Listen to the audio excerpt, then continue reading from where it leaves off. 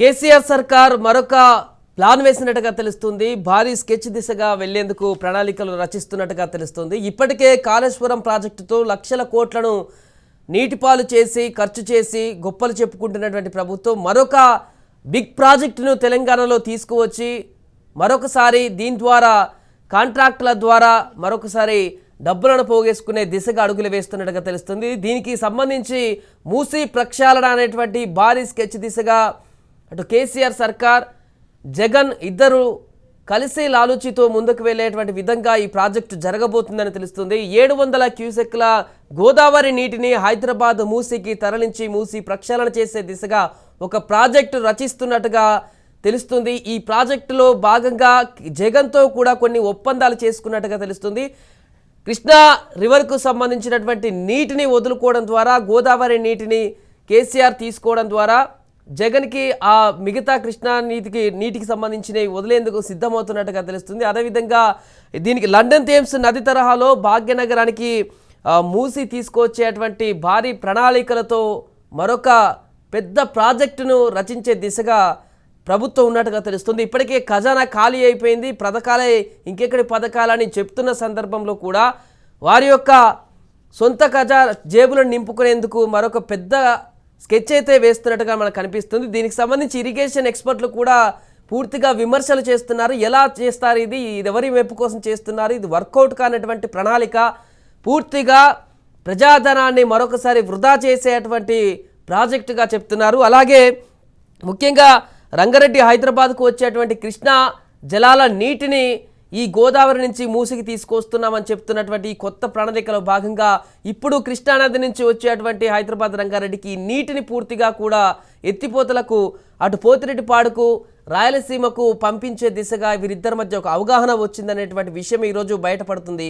గతంలోనే కేసీఆర్ చెప్పారు, రాయలసీమను రత్నాలసీమగా చేస్తాం, పూర్తిగా నీటిని అందిస్తామని వ్యాఖ్యలు చేసిన సందర్భం అప్పుడే వీరిద్దరి మధ్య ఈ అవగాహన కలిగిందా, గోదావరి నీటిని తను ఈ ప్రాజెక్టు ద్వారా ఇటు మలుచుకోవడం ద్వారా ఇప్పుడు కృష్ణానది నుంచి వస్తున్నటువంటి హైదరాబాద్ రంగారెడ్డికి వచ్చే వాటాను అటు రాయలసీమ వైపుగా మళ్లించేందుకు ఒక అడుగు పడిందా అనేటువంటి విషయం కూడా తేటతెల్లమవుతుంది.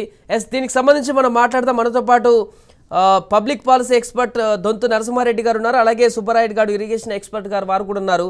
ముందుగా నరసింహారెడ్డి గారు, సో ఇది వర్కౌట్ అయ్యే ప్లాన్ అంటారా? మూసీ నది ప్రక్షాళన పేరుతో గోదావరి నుంచి 700 క్యూసెక్ల నీటిని తీసుకువచ్చేటువంటి కొండపోచమ్మ రిజర్వాయర్ నుంచి ఇది ఎంతవరకు సాధ్యమవుతుంది? ఇప్పటికే కాళేశ్వరం ప్రాజెక్టుతోనే తలనొప్పులు తీసుకొచ్చింది రాష్ట్రానికి, అప్పుల భారం పెంచడమే కాకుండా అది పూర్తిగా రివర్స్లో కొనసాగుతున్న ప్రాజెక్టుగా కూడా విమర్శలు అందుకుంటుంది. అలాంటిది ఇప్పుడు కొత్తగా మూసీ ప్రక్షాళన అంటూ గోదావరి నీటిని హైదరాబాద్కి ఎత్తులో ఉన్నటువంటి హైదరాబాద్కు తీసుకొచ్చేటువంటి ప్రయత్నం ఎవరి కోసం, ఇది దేనికోసము, దీని వెనుక ఉన్నటువంటి మతలబ్ ఏంటి? ఇది మీరు అన్నట్టు చాలా ఖర్చుతో కూడిన వ్యవహారం ఇది.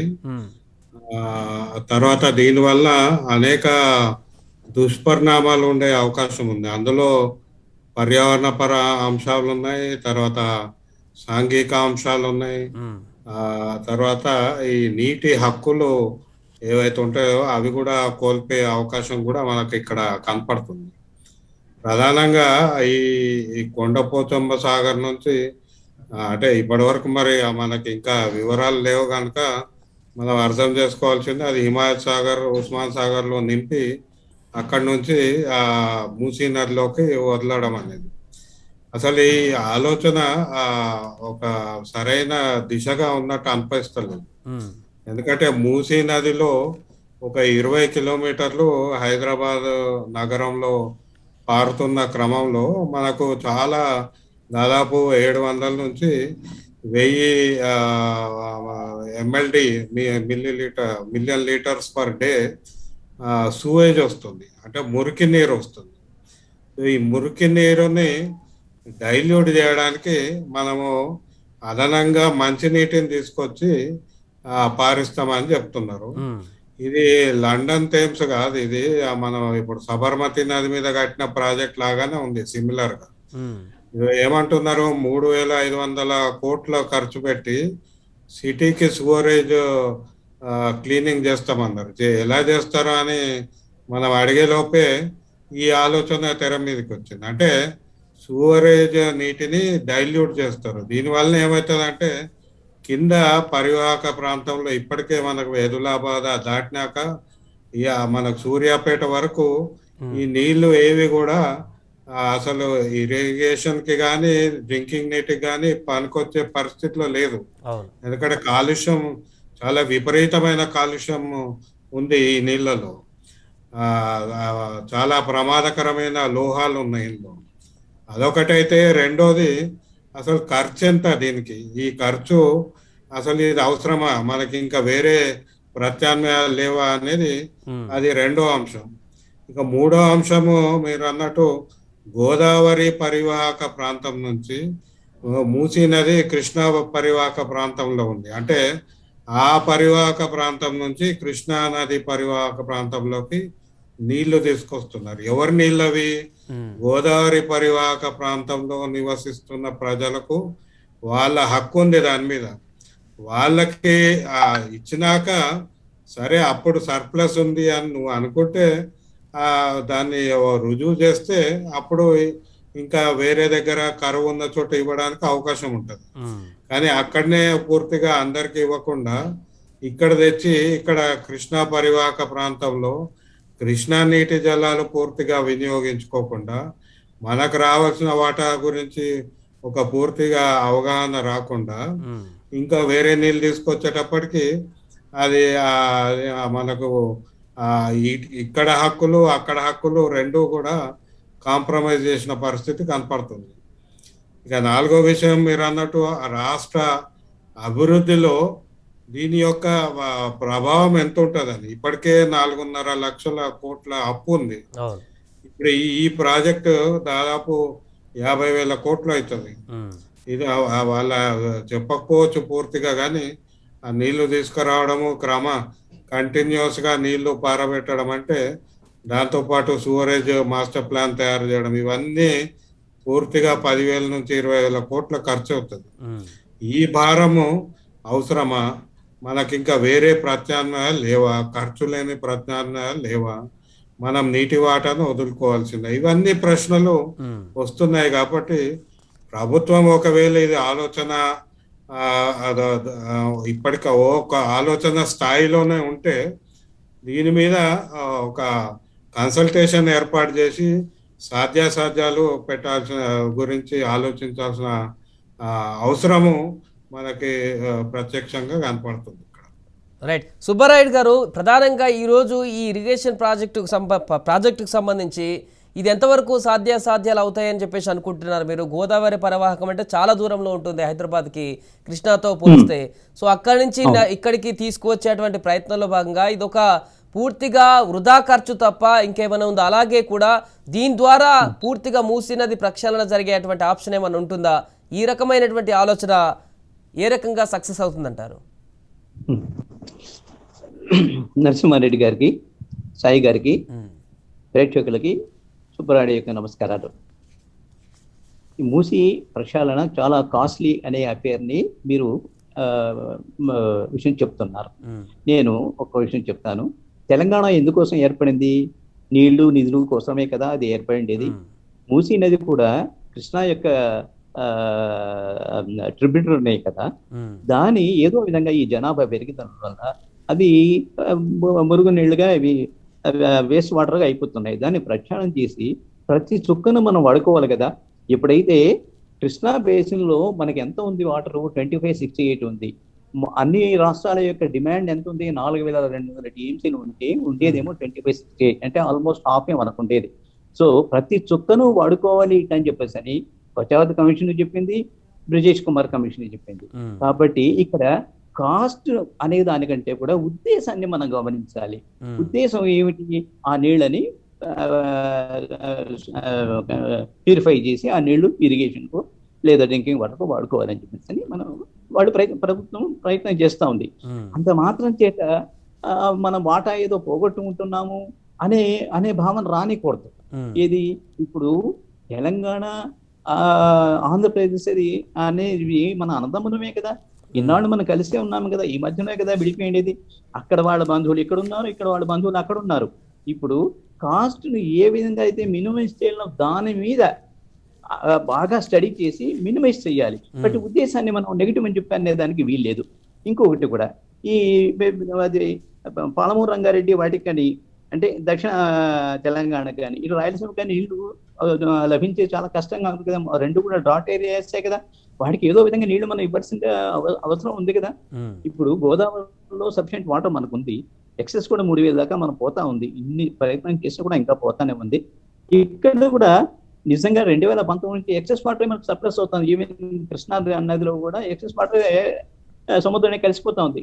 ఇక్కడ నేను ముఖ్యంగా రిక్వెస్ట్ చేసేది తెలంగాణ వాళ్ళ కానీ, ఆంధ్రప్రదేశ్ గవర్నమెంట్ కానీ, ప్రజలను కానీ కోరేది ఏంటంటే, మనం ఒకరి మీద ఒకరు విద్వేషాలు లేకుండా ఉన్న నీటిని ఎలా మనం వాడుకోవాలి అని అందరూ కూర్చొని ఒక డిస్కషన్స్, ఒక డిబేట్ కానీ పెట్టుకున్నామంటే ఇది ఈజీగా సాల్వ్ చేసే ఇది ప్రాబ్లం. ఎందుకోసం అంటే మీకు కావాల్సింది అక్కడ ఒక 120 టీఎంసీ కావాలి, పాలమూరు రంగారెడ్డికి ఒక 90, వచ్చి ఒక 30, 120 టీఎంసీ.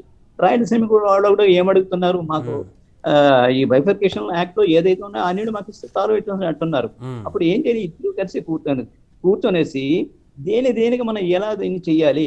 ఇప్పుడు పోయిన సంవత్సరం కానీ ఈ సంవత్సరం కానీ 100 టీఎంసీ 1000 టీఎంసీలు కృష్ణలో కలిసి బంగాళాఖాతం కలిసిపోతున్నాయి కదా. కాబట్టి దయచేసి ఈ విద్వేషాలు లేకుండా ఇద్దరు కూర్చొని డిస్కస్ చేస్తే ఇది సాల్వ్ అవుతుంది.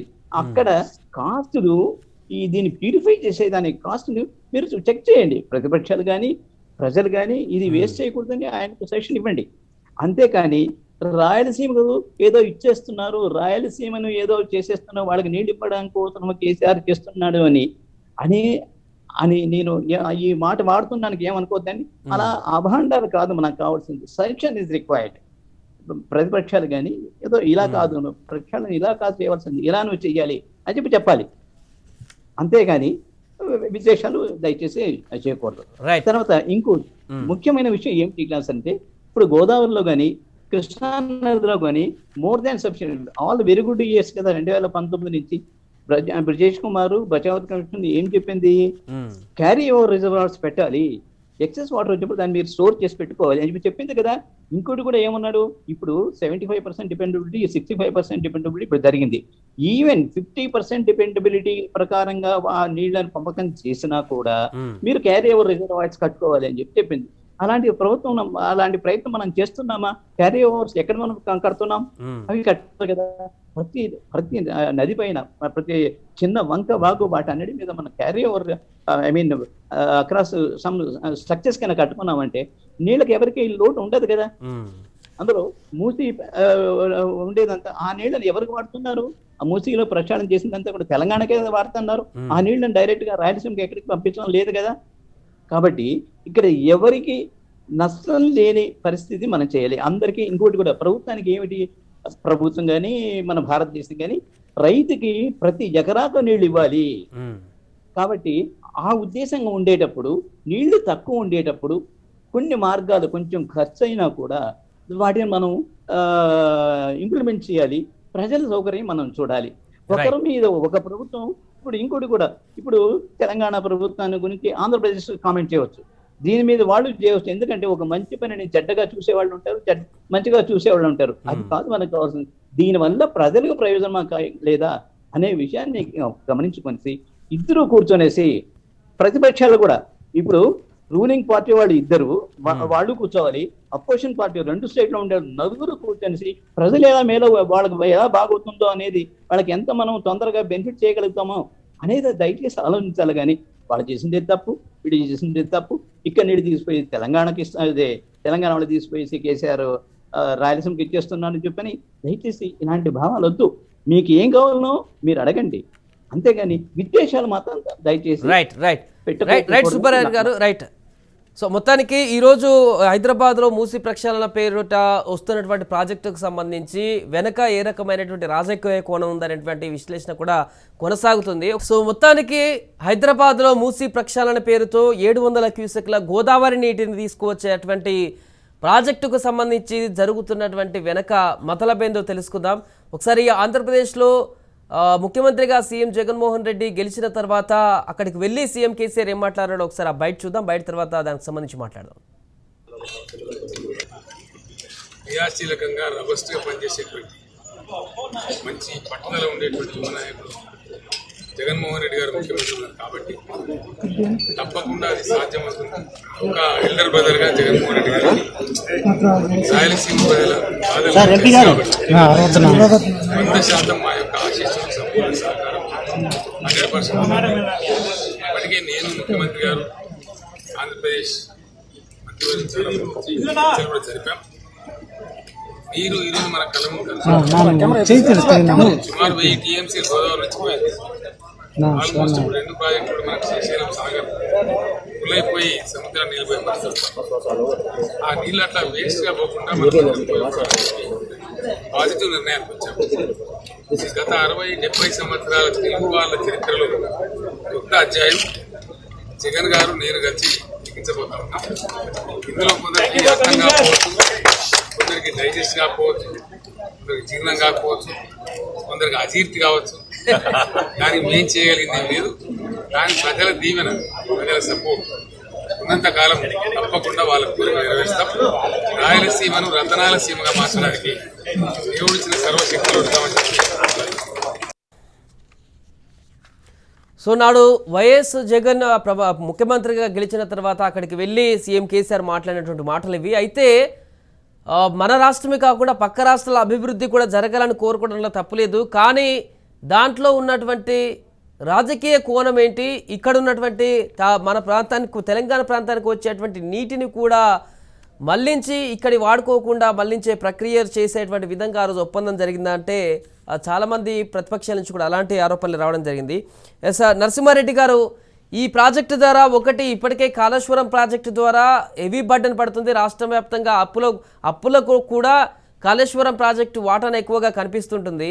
సో ఇప్పుడు ఈ మూసీ ప్రక్షాళనకు సంబంధించి ఈ ప్రాజెక్టు బర్డెన్ ఒకటైతే, మరొకటి ఇప్పుడు కృష్ణా వాటాల నుంచి నీటిని పోగొట్టుకొని అటు వీరిద్దరి మధ్య జరిగినటువంటి రహస్య ఒప్పందం కారణంగా మనకు తెలంగాణ రాష్ట్రానికి వచ్చేటువంటి కృష్ణానది నీటిని కూడా మిగతా ప్రాంతాలకు మళ్లించేటువంటి ఒక క్రీడ జరగబోతుంది ఇక్కడ అనేది ప్రధానంగా వినిపిస్తుంది. ఎలా చూడొచ్చు అంటారు దీన్ని? ముందు 2-3 విషయాలు. ఒకటేమో వాటాల చర్చ పక్కన పెడదాం. ఆ వాటాల్లో ఇప్పుడు ఇద్దరు ముఖ్యమంత్రులు ఏం మాట్లాడుకున్నారనేది మనం వాళ్ళు ఎక్కడ డాక్యుమెంట్ పెట్టలేదు కనుక మనం ఊహించుకోవాల్సిందే. కానీ ఈ ప్రాజెక్టు ఆలోచన ఏదైతే ఉందో మూసీ ప్రక్షాళన అనేది ఆ నీటిని ప్రక్షాళన చేయడం కాకుండా ఆ నీటిని డైల్యూట్ చేసే ప్రాజెక్ట్ ఇది. అంటే మన దగ్గర ఒక గ్లాసులో మురికి నీరు ఉంటే దాన్ని మురికి నీటిని శుద్ధి చేయకుండా మీరు ఇంకా నీళ్లు పోస్తే మంచినీళ్ళు పోస్తే మంచినీరు అయిపోతుంది అనే విధంగా ఈ ఐడియా ఉంది. అందుకే నేనేమంటున్నా, ఒకటి ఇట్లాంటి ప్రాజెక్టు యొక్క కాస్ట్ బెనిఫిట్ అనాలిసిస్ ఇది ఎందుకు తీసుకొస్తున్నారు, దీనివల్ల జరిగే ప్రయోజనం ఏంది.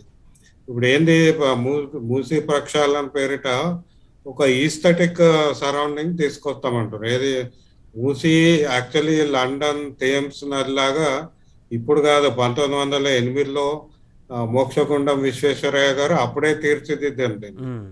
దానికి అటు ఇటు వాల్స్ కట్టి తర్వాత మధ్యలో గార్డెన్స్ కట్టి వాకింగ్ కొరకు అన్ని అప్పుడే చేసిండ్రు. దాన్ని మనం ఈ గత 20 ఏళ్ళుగా నాశనం చేసి ఇప్పుడు మళ్ళీ మనం ఒక కొత్త ఆలోచన ఏంటంటే మురికి నీటిలోకి మంచినీటిని వదిలి ఆ మంచినీరు తీసుకొచ్చే క్రమంలో ఎంత పెట్టుబడి పెట్టాము. ఆ మంచినీళ్ళ కొరకు దాదాపు మనం కాళేశ్వరంలో 1,50,000 కోట్లు పెట్టుబడి పెట్టాము. ఇంకా అయిపోలేదు ఆ ప్రాజెక్టు. ఇంకెన్ని వేల కోట్లు పెట్టానో తెలియదు.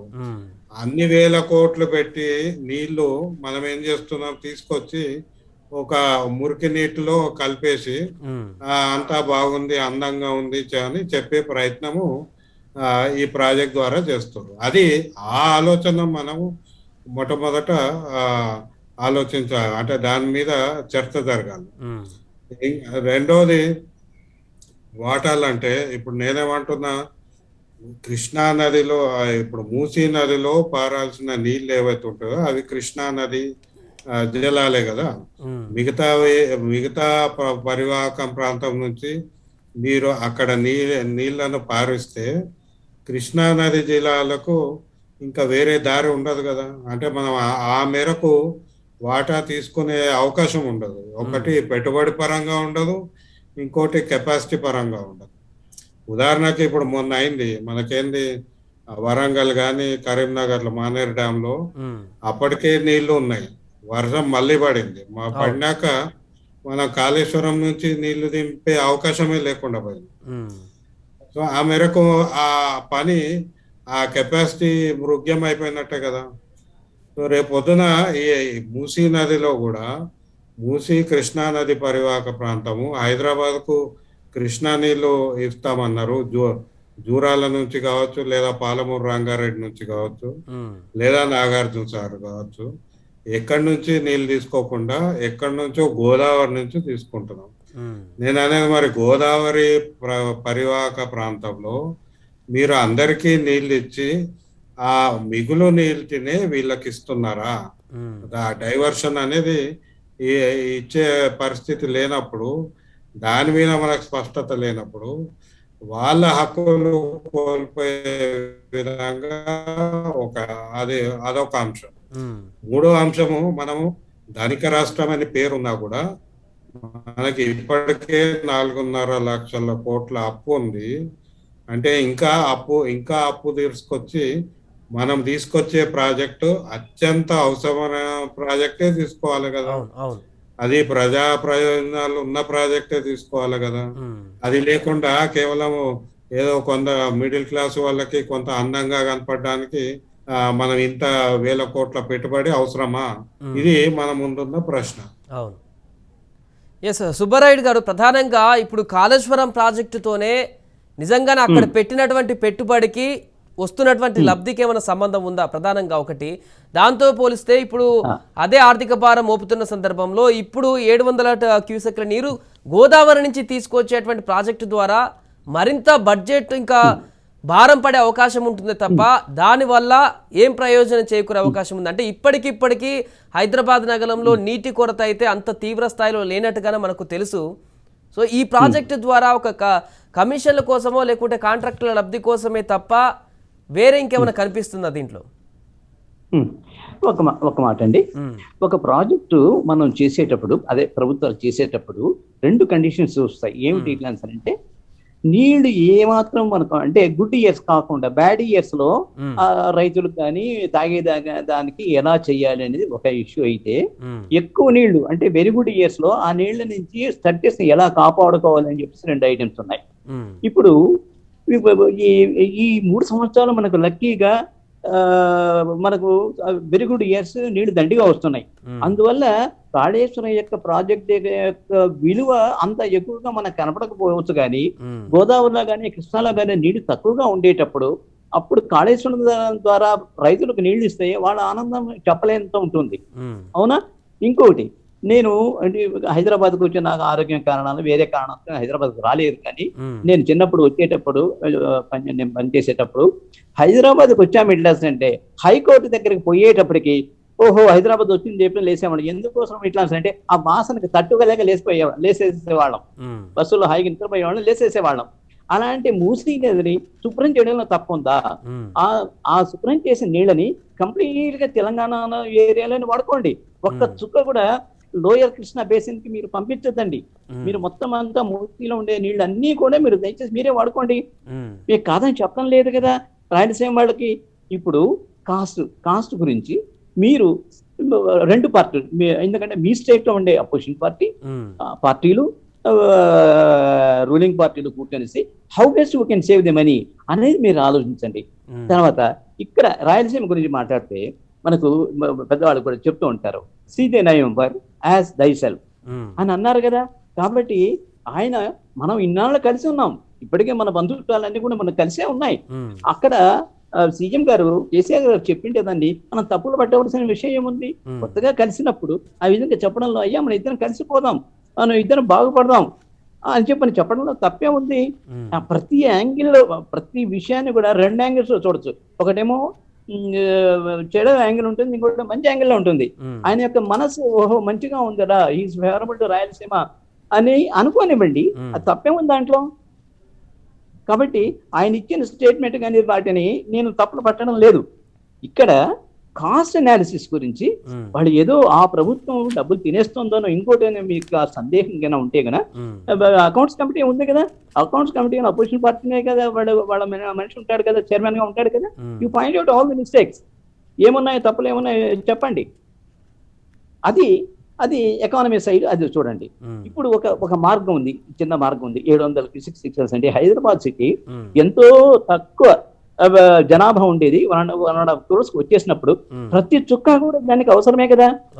కాబట్టి దాన్ని గోదావరి వాటర్ తీసుకొచ్చేసేసి మురికి నీళ్లలో మంచి నీళ్ళు కలిపేసి నీళ్ళు ఇవ్వరు, దాన్ని ప్యూరిఫై చేస్తారు కదా. To the extent possible water will be purified. ఆ ప్యూరిఫికేషన్ కావాల్సింది నీళ్ళని సప్లిమెంట్ చేసుకుంటారు అంతే తప్ప దాన్ని తీసుకొచ్చి అర గ్లాసులో ఫుల్ గ్లాస్ వేసేసి దాన్ని ఆ నీళ్ళని ఇవ్వరు కదా, ప్రజలకు ఇవ్వరు కదా. అందులో రోడ్లు ఇవన్నీ కూడా మునిగిపోయేసి నానా అవస్థ పడుతున్నారు కదా, అవన్నీ కూడా క్యాచ్మెంట్ ఏరియా మూసేనే కదా, ఆ నీళ్ళు శుభ్రం చేయడంలో తప్పేముంది. ఒక కాస్ట్ అంటే సులభతర మార్గాలను వదిలి క్లిష్టతరమైనటువంటి మార్గాల ద్వారా క్లీనింగ్ చేసే దగ్గర అనుమానాలు వస్తున్నాయి ఇక్కడ రాష్ట్ర ప్రభుత్వం అనుసరిస్తున్న విధానాలపై. ఎస్, మానవ యొక్క గుణం, మానవుడు. నరసింహారెడ్డి గారు బ్రదర్, నా మాట ఒక్క మాట ఏమిటి ఇట్లా అంటే ప్రతి పనిలో కూడా మనం చూసే దృష్టిని బట్టి మనకు కనపడుతున్నాం. అట్లాగనే అన్ని మంచిగా చూడమని నేను చెప్పను. మీరు have a very good vigilance మీరు పెట్టండి. మీ ప్రతిపక్షాలు కానీ అనుకుంటా, నాకు తెలియదు మీరు ఏ పక్షమో, నాకు ఏ పార్టీ కూడా నాకు తెలియదు. ప్రతిపక్షంలో ఎవరైతే వాళ్ళు ఉంటారో వాళ్ళ దగ్గరగా దాన్ని ఇన్స్పెక్ట్ చేస్తూ ఉండండి, కంటిన్యూగా మనుషులు పెట్టండి. ఈ తప్పు జరుగుతుందని చెప్పేసి బయట పబ్లిష్ చేయండి, ప్రజలుగా తెలియజేయండి. ఇక్కడ తప్పు జరుగుతుందయా, నువ్వు అన్నెసరిగా ఖర్చు పెడుతున్నావు అని కేసు నిలదీయండి అవసరమైతే. అంతేగాని ఆయన చేసే పని ఇంత డబ్బు ఖర్చు పెట్టాలనా అనేది కాదు, ఉద్దేశం గుడ్ కాబట్టి దానికి మనం గ్రీన్ సిగ్నల్ ఇవ్వాలని నా విన్నపం, నా మనసులో ఉండే భావన. నరసింహారెడ్డి గారు, మొట్టమొదట నేను అనేది మూసీ ప్రక్షాళన పేరిట గోదావరి నీళ్ళు తీసుకొస్తే అది రాయలసీమకు ఉపయోగపడుతుందా లేదా అనేది ఇక్కడ చర్చ కాదు. అసలు రాయలసీమ సమస్య గురించి మాట్లాడట్లేదు నేను ఇక్కడ. రాయలసీమకు పడుతుంది కాబట్టి మేము దీని గురించి మాట్లాడుతున్నామని తప్పది. నేను మాట్లాడుతుంది కేవలము మూసీ ప్రక్షాళన కొరకు గోదావరి నీళ్లు తీసుకురావడము అత్యంత ఖర్చుతో కూడిన ఒక విపరీత ఆలోచన, అది సరైనది కాదు. ఎందుకంటే తెలంగాణ ఆర్థిక పరిస్థితిలో అది ఫిట్ కాదు. రెండవది, అసలు అది ప్రయోజనం ఎవరి కొరకు అనేది పర్యావరణ ప్రయోజనం కాదు, ఆర్థిక పరమైన ప్రయోజనం కాదు, మన నీటి వాటాలు సమానత్వం గురించి దానివల్ల ఇది బెనిఫిట్ వస్తుందా అంటే అది కాదు. సో నేను దీన్ని గురించి మాట్లాడటము రాయలసీమకి ఏదో బెనిఫిట్ అవుతుంది అని కాదు, అది మీరు చెప్పాలి. రాయలసీమకు బెనిఫిట్ అవుతుందా? మూసీ ప్రక్షాళన ప్రాజెక్టు వల్ల రాయలసీమకు బెనిఫిట్ అవుతుందని మీరు అనుకుంటే అది మీరు చెప్పండి. కానీ నేను బెనిఫిట్ నష్టము అనే మాట మాట్లాడట్లేదు. ఈ మూసీ ప్రక్షాళన ప్రాజెక్టు వల్ల రాయలసీమకు బెనిఫిట్ వస్తుంది కాబట్టి అని కూడా నేను మాట్లాడట్లేదు. మూసీ ప్రక్షాళన చేయాలంటే ప్రత్యామ్నాయాలు ఉన్నాయి. ఆ ప్రత్యామ్నాయాలు అన్వేషించకుండా, దాని గురించి ఇప్పటి వరకు ₹1 పెట్టుబడి పెట్టకుండా మీరు ఒక ఖర్చుతో కూడిన ప్రాజెక్టు ఆలోచన తెర మీదకి తీసుకొచ్చారు. దాని వెనుక రాజకీయ కారణాలు ఉన్నాయని వారు అంటున్నారు. సరే, రాజకీయ కారణాలు ఉన్నాయా లేదా పార్టీ పరంగా ఒక కాంప్రమైజ్కి వచ్చారా, అవన్నీ ఒక ఎత్తు అయితే, నేను మాట్లాడేది cost benefit analysis, risk benefit analysis, తర్వాత ఆల్టర్నేటివ్ సినారియో, ఇవన్నీ చూస్తే అసలు ఈ ఆలోచన సరైనది కాదు అని నేను మాట్లాడుతున్నాను. రైట్, థ్యాంక్ యూ నరసింహారెడ్డి గారు, థ్యాంక్ యూ సుబ్బారాయుడు గారు. సో మొత్తానికి మూసీ ప్రక్షాళన పేరిట మూసీలో గోదావరి పరివాహక నీటిని తీసుకువచ్చేటువంటి ప్రక్రియకు చేపట్టేటువంటి ఉద్దేశంతో రాష్ట్ర ప్రభుత్వం ఉన్నట్టుగా తెలుస్తుంది.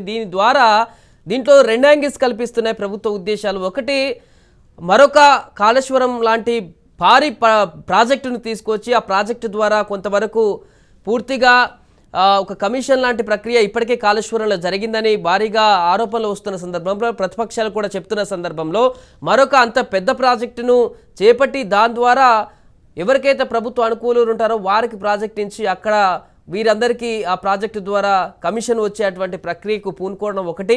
రెండు, గతంలోనే చెప్పినట్టుగా కృష్ణా వాటా నుంచి ఇప్పటికే హైదరాబాద్ రంగారెడ్డికి వస్తున్నటువంటి నీటిని గోదావరి నుంచి తీసుకోవడం ద్వారా ఇక్కడ కృష్ణా నుంచి వస్తున్నటువంటి వాటర్ని పూర్తిగా వదులుకోవడానికి జరుగుతున్నటువంటి ప్రక్రియలో భాగంగానే ఈ ప్రాజెక్ట్ అనేది మరొక ఉద్దేశంగా రాజకీయ కోణంలో విశ్లేషకుల నుంచి చెప్తున్నటువంటి మాటగా మనకు కనిపిస్తుంది. అలాగే దీనికి సంబంధించి ఇంకా కార్యరూపం దాల్చలేదు, మొదటి దశలోనే ఉంది ఈ ప్రాజెక్టు. దీనికి సంబంధించి కనుక పూర్తిగా ప్రభుత్వము ప్రజల ముందు పెట్టకుండా, ప్రతిపక్షాల ముందు పెట్టకుండా మరొక స్టెప్ వేసినట్లయితే, చేసేందుకు ముందుకు వెళ్ళినట్లయితే ఇది ఒక భారీ బడ్జెట్తో కూడుకున్నటువంటి ప్రాజెక్టుగా కానుంది. కాళేశ్వరం లాంటి బడా ప్రాజెక్టుగా మారి మరింత ఆర్థిక సంక్షోభం అయితే రాష్ట్రానికి రాబోతుందని చెప్పడానికి మాత్రం ఎలాంటి సందేహం లేదని ఇప్పటికే మన ఇరిగేషన్ పబ్లిక్ పాలసీ ఎక్స్పర్ట్ వారు కూడా చెప్తున్నారు. సో ఏదేమైనా కూడా ఈ ప్రాజెక్టు ఏ విధంగా ముందుకు వెళ్తుంది, దీంట్లో మరొకసారి ప్రభుత్వం ఎలాంటి ఆలోచన చేస్తుందో చూద్దాం. దీనికి సంబంధించిన పూర్తి వివరాలు ఇది.